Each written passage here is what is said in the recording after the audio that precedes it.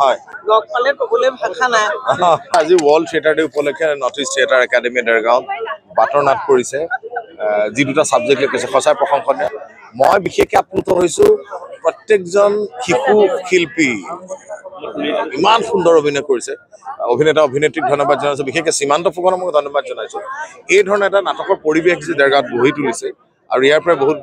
অভিনেতা অভিনেত্ৰী ওলাইছে অসমীয়া ছবি বা চিৰিয়েলত অভিনয় কৰিছে আৰু এই ধৰণৰ প্ৰচেষ্টা মই ভাবোঁ উঠি অহা প্ৰজন্মক আমাৰ সময়ত আমি যেতিয়া প্ৰথম অভিনয় কৰিবলৈ আহিছোঁ এনেকুৱা ধৰণৰ সুবিধা পোৱা নাছিলোঁ কিন্তু সীমান্ত ফুকনৰ যিটো প্ৰচেষ্টা এইটো সঁচাই শলাগিবলগীয়া আৰু গৌৰৱ অনুভৱ কৰিছোঁ আজি নাটকত উপস্থিত হৈ আৰু ৱৰ্ল্ড থিয়েটাৰ ডে উপলক্ষে সমূহ নাটকৰ লগত জড়িত শিল্পী কলাকুশলী আপোনালোকৰ চেনেলৰ জৰিয়তে আন্তৰিক শুভেচ্ছা নাটক আজি মই অলপ আগত ক'লোঁ মোৰ প্ৰথম মই বাটৰ নাট ময়ো কৰিছোঁ আমি ষ্ট্ৰীট প্লে আমি ছফদৰ হাছমিৰ তেখেতৰ নাটক কৰিছোঁ আৰু অভিনয় মোক যদি সোধা হয় মই প্ৰথম কথা ক'ব লাগিব মই থিয়েটাৰৰ অভিনেতা বুলি নিজকে কৈ খুব ভাল পাওঁ ছবি কৰিছোঁ ৬০খনৰ ওপৰত চিনেমাত কৰিছোঁ আৰু অভিনয় কৰি যদি ভাল লাগে মই প্ৰথমেই মই থিয়েটাৰৰ অভিনয়টো ক'ব লাগিব আৰু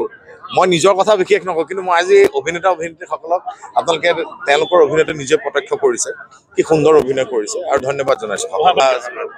আচলতে মোৰ মই আধৰুৱা ছবি দুখনমান আছে সেই ছবি দুখন মই শেষ কৰিম আৰু নিজৰ প্ৰডাকশ্যনত সেই ছবি কাম যদি ককা দেউতা নাতি আৰু হাতী চিকুৱেল হ'ব সেইখনত আছে আৰু অগ্নিবাণ বুলি এখন ছবি মানে আমাৰ শৈলেন শৰ্মাৰ প্ৰযোজনা আৰু মিন্ময় শইকীয়াৰ পৰিচালনাত অগ্নিবাণ আছে ককা দেউতা নাতি হাতী আছে আৰু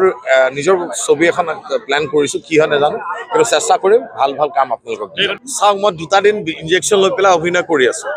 কিন্তু মই অনুভৱ কৰা নাই যে মই গা বেয়া বুলি দৰ্শকসকলে ইমান সঁহাৰি পাইছোঁ আৰু মই